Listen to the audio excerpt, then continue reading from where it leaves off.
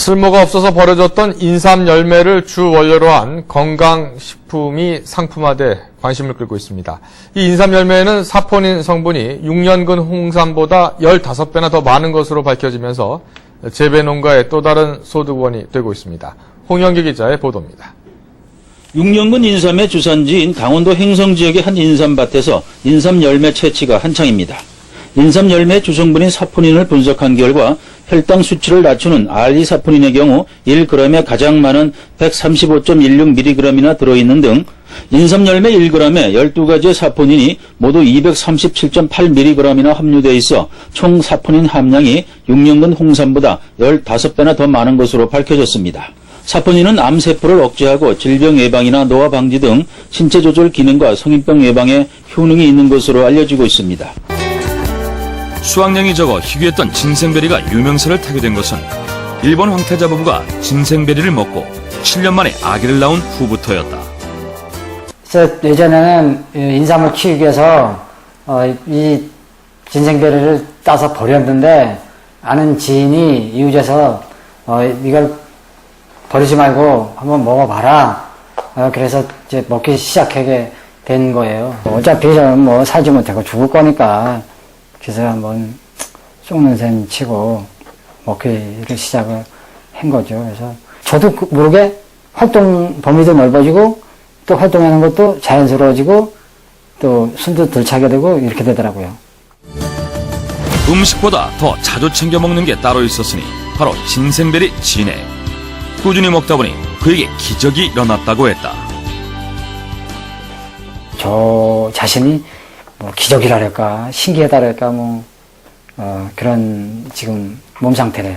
골수이식을 해서 치료가 돼서 피가 재생이 돼야지만 수혈을 안 받는데 저 같은 경우는 골수이식을 안 했어요. 안 했는데도 이제 이렇게 스스로 피가 생성이 돼서 수혈을 안 받은 지가 한 거의 2년 가까이 돼가요.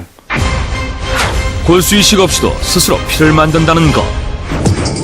지난 2008년 4.6이었던 혈소판 수치가 현재는 14.2. 완전히 정상 수치로 돌아왔다고 한다. 최근에 그 피검사 결과를 보면 지금은 수혈도 안 해도 되고 일상적인 생활하는데도 전혀 문제가 없을 정도로 회복이 되셨습니다. 특히 성인병 중 대표적인 동맥경화와 같은 혈관 질환에 특별한 효능이 밝혀졌습니다.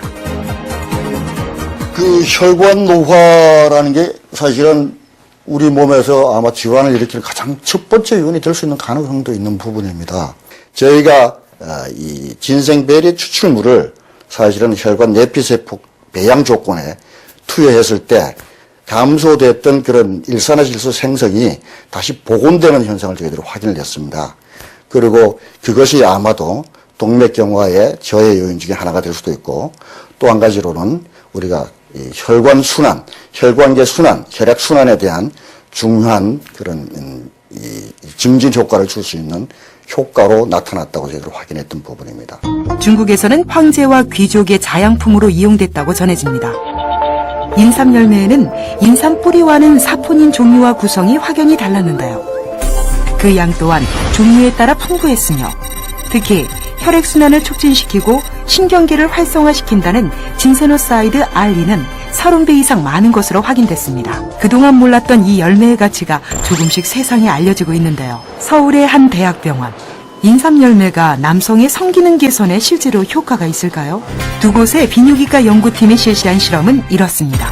실험 결과 남성의 성기능과 관련된 두 가지 항목에서 2배에서 3배까지 개선 효과가 나타났습니다.